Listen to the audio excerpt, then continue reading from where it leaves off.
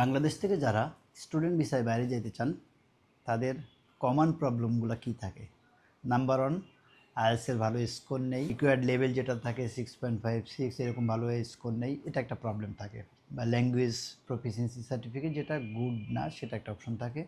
Second থাকে যে অনেক টাকা ব্যাংক ব্যালেন্স দেখাইতে হয়, সো এটাও কিন্তু একটা প্রবলেম থাকে যে সবাই হয়তো 6 মাস আগের ব্যাংক স্টেটমেন্ট লাগে, ব্যাংকে 40-50 লাখ টাকা লাগে, ওই অনুযায়ী ট্যাক্স পেপার লাগে, অ্যাসেটেড ইনকাম সোর্স লাগে, এগুলো একটা প্রবলেম থাকে।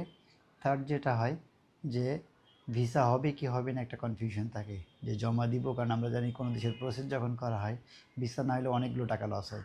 সো এই সবগুলো প্রবলেমের যদি সমাধান পাইতে চান তাহলে আপনার জন্য অপশন আছে ইউরোপের একটি অত্যন্ত সিকিউর কান্ট্রি এবং ডেভেলপ কান্ট্রিগুলোর মধ্যে একটি সাইপ্রাস, যেখানে মাত্র IELTS-4 দিয়ে আপনি স্টুডেন্ট ভিসা অ্যাপ্লাই করতে পারবেন।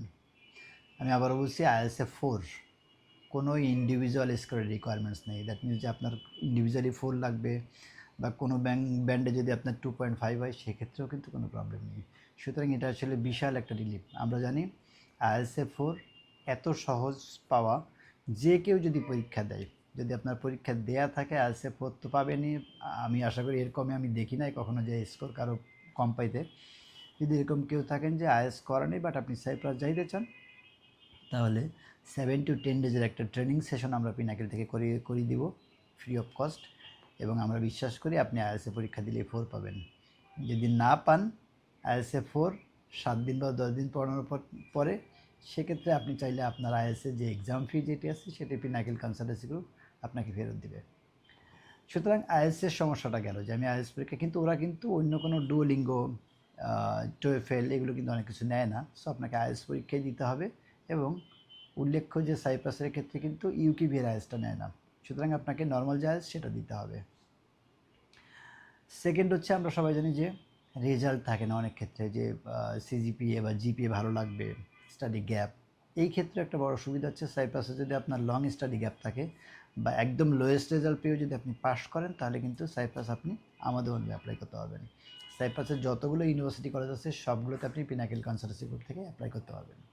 সেকেন্ড যে প্রবলেমটি আমি বলছিলাম যে বাবা মায়ের অ্যাকাউন্টে 6 মাস আগে থেকে 40-50 লাখ টাকা আছে কি না, এই টাকার কোথা থেকে আসছে, সোর্স অফ ফান্ড আছে কি না, ট্যাক্স ঠিক মতো দেওয়া আছে কি না, 2 ইয়ার্সের ট্যাক্স রিটার্ন দেওয়া আছে কি না, এই ঝামেলাটা সাইপ্রাসে নেই বললেই চলে।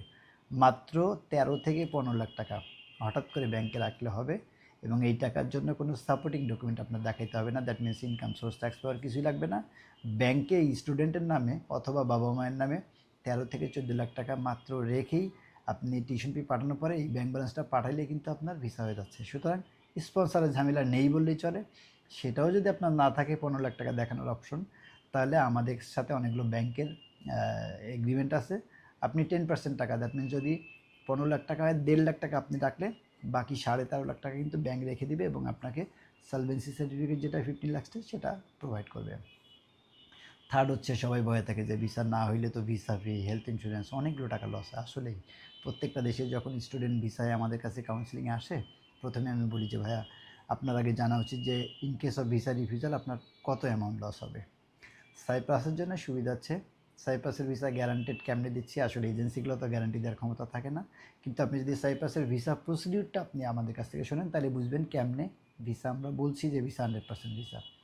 সাইপ্রাসের রুলস হচ্ছে, আপনি প্রথমে আমরা ফাইলটা পাঠানোর পরে ইউনিভার্সিটি থেকে আপনাকে একটা অফার লেটার দেবে।